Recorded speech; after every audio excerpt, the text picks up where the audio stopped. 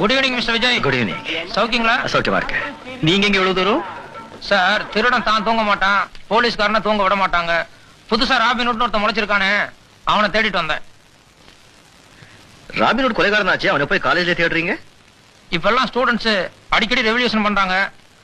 நாட்டுல நிறைய அக்கிரமம் நடக்கிறதுனால அவங்கள யாராவது ஒருத்தர் ராபின்ஹுட்டா மாறி இருப்பாங்களோன்னு ஒரு சந்தேகம். No no, you are mistaken.